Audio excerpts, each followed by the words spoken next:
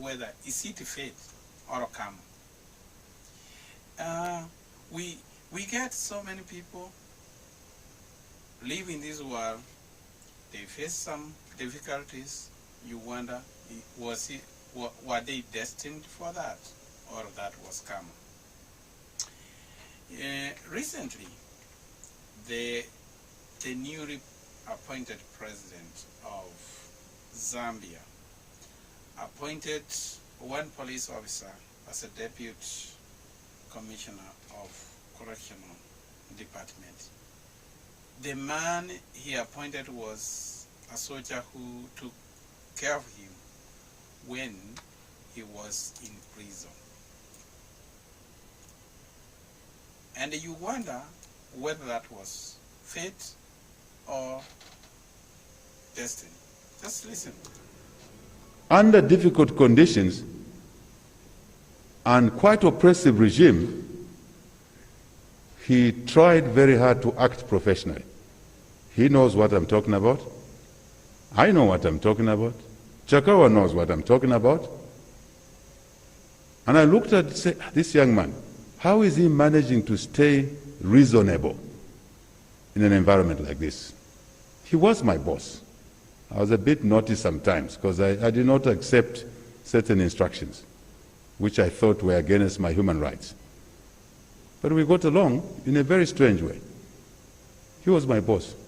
Today, he's being sworn in by one of his detainees.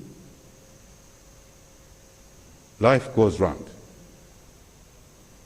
And if we, all the time we are saving people to the best of our ability, we'll be fine. And it will be noticeable. There is, I never told. Now, here, this is the gentleman who took care of him when he was in prison. Now, Hichilema is the president and remembers and appoints him to a senior position. He was just a mere soldier in the prison. What a irony. Yes, is that fate or karma? He did good to him when he was in prison, and he remembered. You know, people say karma is a bitch. Karma gives lessons in life. When birds are alive, they eat ants. But when the bird is dead, ants eat the bird. Time and circumstances can change at any time. So what really changed? There are so many situations in life. Could we call this was fate for this Kayumba Bwalia to become the deputy commissioner for this? Or that was fate? He had done good in a circumstance where he was supposed to humiliate this man, who is now the president and who has appointed him to this position. There's a great lesson that we have to learn from here, that don't devalue or hurt anyone in life. You never know what will happen to these people. It might turn that the same person you are humiliating now will be your boss tomorrow. Take, for example, in the Bible, in the book of Ruth, Hanan, who was the king's advisor, hated Mordecai and wanted Mordecai dead. He had planned everything, how he was going to impale Mordecai. When he went to the king, and the king asked him, what can you do to a person who did you good? So, Hanan, being very selfish, he thought the only person the king likes is him. And therefore he said, oh,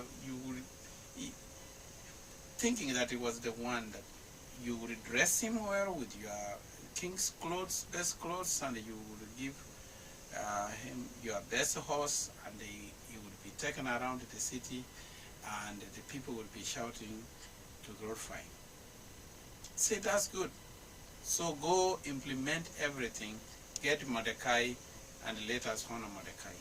The same man he wanted to empower. How things change. And later on, when it was discovered the plot he wanted to kill the Jews, he was actually the one hanged on the pole he had prepared for Mordecai.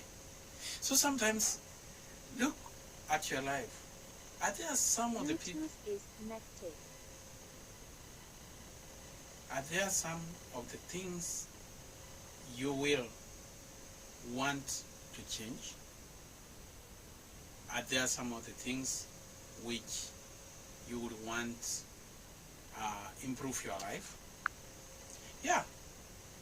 You need to work and improve that life. Life does not go only that you will get somebody who is not in a good position, who needs your help, but then you do wrong. You never know what that young man you could have helped on the street is going to be tomorrow. This is in response to your question or your statement or your comment. You basically you feel like it's a long process to go from 2